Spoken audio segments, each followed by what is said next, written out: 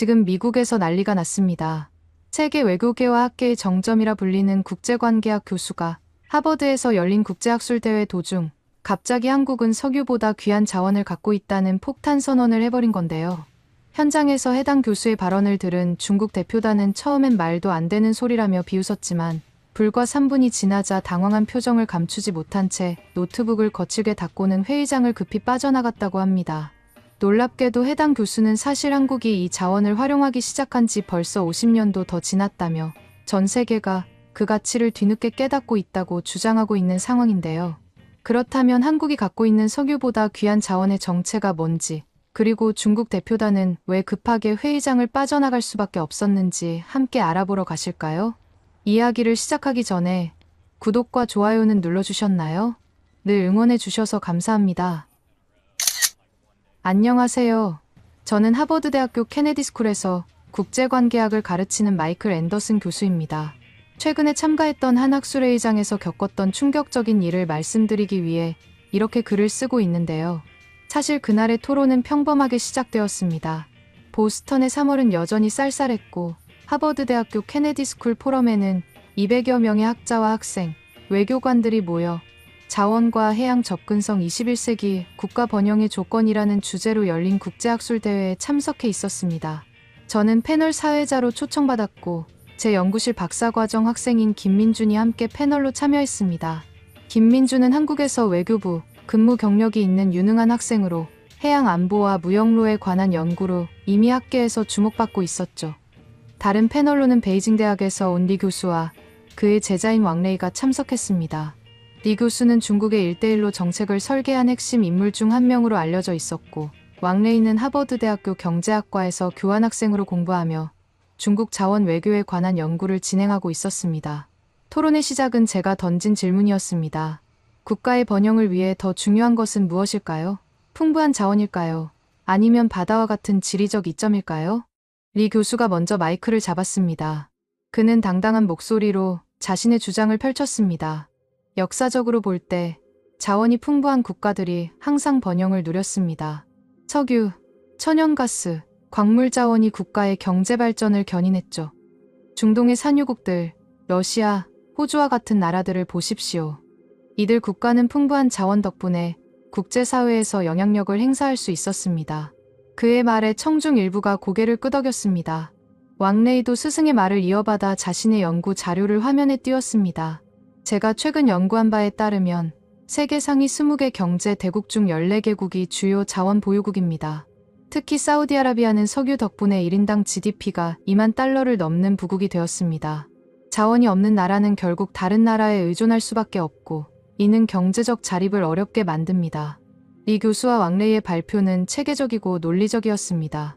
통계 자료와 역사적 사례를 바탕으로 한 그들의 주장에 청중들은 설득되는 듯했고 회의장에는 묘한 긴장감이 감돌았습니다.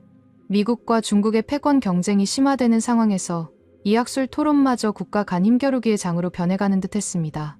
제가 반박하려고 마이크를 잡으려던 그 순간 김민준이 차분하지만 단호한 목소리로 말을 꺼냈습니다. 리 교수님과 왕레이 학생의 분석에 일부 동의합니다만 한 가지 중요한 역사적 사례를 살펴보고 싶습니다. 1965년 사우디아라비아와 요르단 사이에 있었던 영토 교환 사례입니다. 청중들의 시선이 일제히 김민준에게 쏠렸습니다. 저도 호기심 어린 눈빛으로 그를 바라봤습니다. 김민준은 파워포인트 화면을 전환하며 계속했습니다. 1965년 8월 10일 요르단은 사우디아라비아에게 7,000제곱킬로미터의 영토를 넘겨주었습니다. 이 영토는 서울 면적의 약 10배에 달하는 크기였고 후에 이 지역에서 석유가 발견되었죠. 그 대신 요르단은 홍해 연안의 19km 해안선을 얻었습니다. 왕레이가 비웃듯 끼어들었습니다. 그건 명백히 요르단의 실수였군요. 석유 같은 귀중한 자원을 단 19km의 해안선과 바꾸다니요. 하지만 김민준은 침착하게 자신의 논지를 이어갔습니다. 표면적으로는 그렇게 보일 수 있습니다. 하지만 흥미로운 점은 오늘날 요르단 사람들이 이 결정을 전혀 후회하지 않는다는 사실입니다. 그들은 왜 석유보다 바다를 선택했을까요? 회의장이 조용해졌습니다. 김민준이 화면을 넘기자 아카바 항구의 모습이 나타났습니다. 요르단은 이 해안선을 통해 아카바 항을 건설할 수 있었고 이를 통해 내륙국의 운명에서 벗어나 세계와 연결될 수 있었습니다. 내륙국은 항상 주변국의 허락 없이는 해상 무역이 불가능합니다. 몽골을 생각해 보십시오. 엄청난 자원을 보유했지만 바다로 나가는 길이 없어 중국과 러시아에 의존할 수밖에 없습니다. 김민준의 분석은 계속되었습니다. 요르단은 작은 해안선을 통해 홍해와 인도양으로 나갈 수 있게 되었고 그 결과 아카바항은 요르단 경제의 생명선이 되었습니다. 현재 요르단 수출의 80%, 수입의 65%가 이 항구를 통해 이루어지고 있습니다. 이 말에 리 교수가 못마땅한 표정으로 질문했습니다. 그래도 요르단은 여전히 중동에서 가난한 국가 아닙니까? 반면 석유를 보유한 사우디아라비아는 G20 회원국이 되었죠. 김민준은 순간 말문이 막힌 듯했고 그때 제가 개입했습니다. 리 교수님, 단기적인 부와 장기적인 지속 가능성은 다른 문제입니다. 석유는 언젠가 고갈되겠지만 바다는 영원히 존재합니다. 요르단은 석유 대신 무역로를 선택함으로써 미래를 내다본 것입니다. 바로 이 말이 회의장의 분위기를 긴장시킨 발언이었습니다. 리 교수의 얼굴이 불그락푸르락해졌고 왕레이는 노트북을 세게 덮으며 불만을 표시했습니다. 리 교수가 차가운 목소리로 반박했습니다. 앤더슨 교수님, 현실을 직시하십시오. 현대 세계에서 자원은 국가의 힘입니다. 사우디아라비아는 석유 덕분에 세계 정치에서 중요한 위치를 차지했습니다. 요르단은 어떻습니까? 작은 해안선이 있다고 해서 그들의 국제적 위치가 향상되었나요? 이 질문은 날카로웠고 저도 잠시 생각할 시간이 필요했습니다. 그런데 김민준이 다시 마이크를 잡았습니다. 리 교수님, 한국의 사례를 말씀드려도 될까요? 리 교수는 한국 이야기가 나오자 약간 당황한 기색이 역력했지만 어쩔 수 없이 고개를 끄덕였습니다. 한국은 천연자원이 거의 없는 나라입니다. 석유 한 방울 나지 않고 주요 광물 자원도 부족합니다. 1960년대 한국의 1인당 GDP는 불과 $100 정도였죠. 하지만 오늘날 한국은 세계 10위권의 경제대국이 되었습니다. 어떻게 가능했을까요? 그것은 바로 바다 덕분입니다. 김민준의 설명이 이어졌습니다. 한국은 삼면이 바다로 둘러싸여 해양 접근성이 뛰어납니다.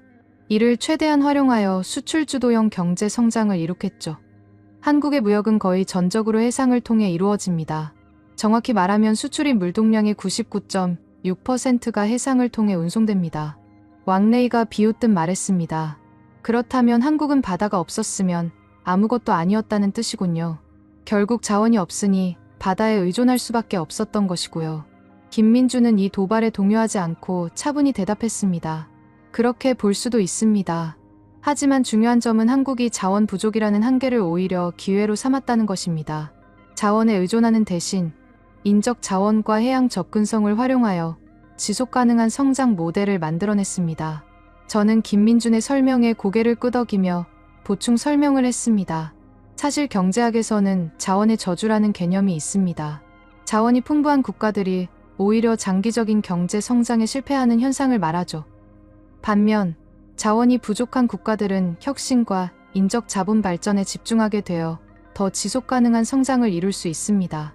리 교수는 여전히 설득되지 않는 표정이었습니다. 그렇다면 중국은 어떻습니까? 중국은 자원도 풍부하고 해안선도 길죠. 우리가 지금 세계 제2의 경제대국이 된 이유도 그런 지리적, 자원적 이점을 잘 활용했기 때문입니다. 왕레이가 스승의 말에 맞장구를 쳤습니다. 그렇습니다. 중국은 자원과 바다 모두를 갖추었기에 보다 완벽한 강대국 모델을 보여줄 수 있습니다. 한국과 같은 작은 나라들이 부득이하게 선택한 전략을 찬양할 필요는 없지 않을까요? 이 말에 김민준의 표정이 굳어졌고 저도 마음이 불편해졌습니다. 중국 측의 논리는 강대국 중심주의적 사고를 바탕으로 하고 있었고 이는 제가 학자로서 견지해온 가치관과 상충되는 것이었습니다. 그러나 토론은 이제 겨우 시작이었습니다. 저는 중국 측의 주장에 반박하려고 다시 마이크를 잡으려던 그 순간 청중석에서 한 손이 올라갔습니다. 그것은 동남아시아에서 온 젊은 학자였습니다. 질문이 있습니다.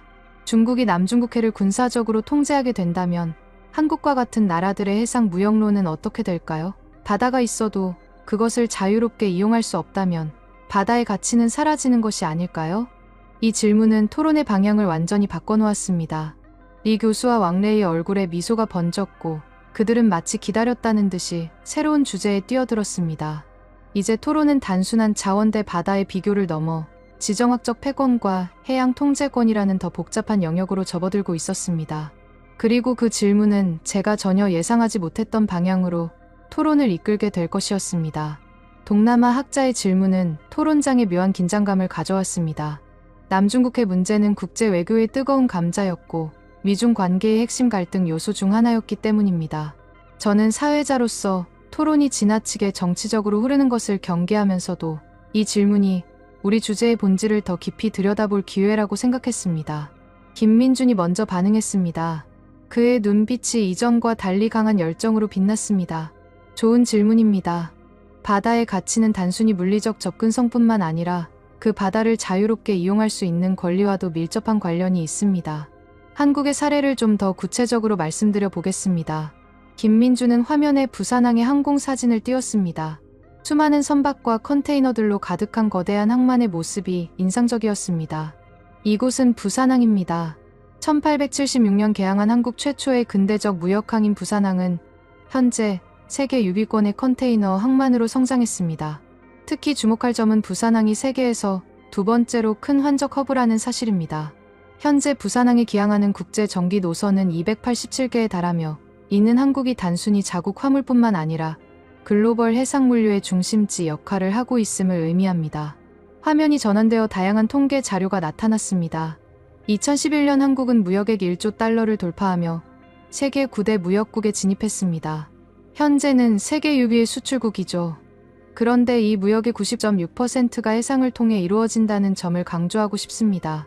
이는 바다가 한국 경제에 얼마나 중요한지를 단적으로 보여줍니다. 리 교수가 코웃음을 치며 말했습니다. 그래서 제 질문이 더욱 의미가 있는 것 아닙니까? 한국은 자원이 없기 때문에 바다에 의존할 수밖에 없고 그 바다마저 중국 같은 강대국의 영향력 아래 있다면 한국의 경제적 자립성은 결국 환상에 불과한 것 아닐까요? 김민준의 표정이 굳어졌지만 그는 침착하게 대답했습니다. 리 교수님, 바다는 어느 한 국가의 소유물이 아닙니다. 유엔 해양법 협약에 따르면 공해에서의 항행의 자유는 모든 국가에 보장된 권리입니다.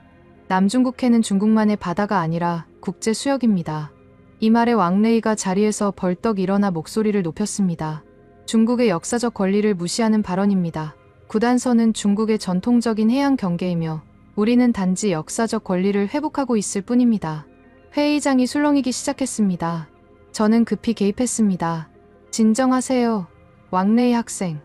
우리는 학술적 논의를 하고 있습니다.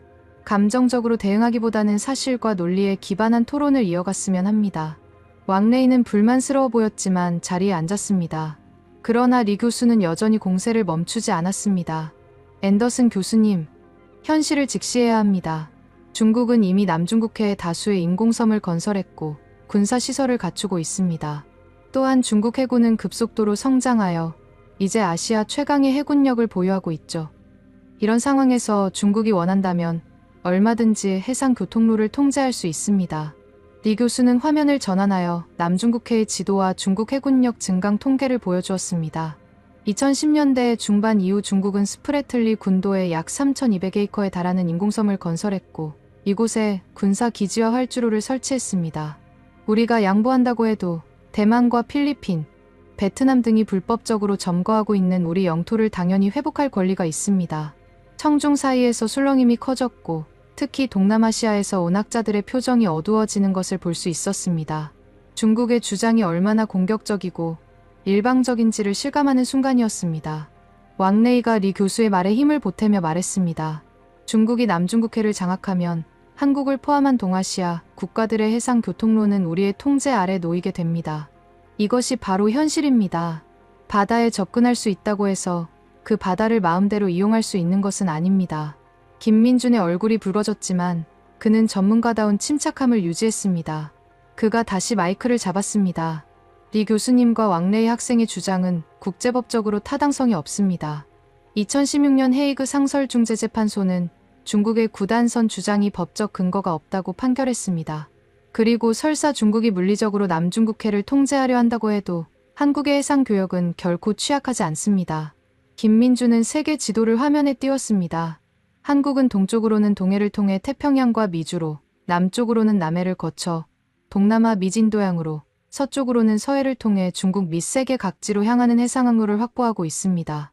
다양한 해상 루트를 갖고 있어 특정 지역에 의존하지 않는 것이 한국 해상물류의 강점입니다.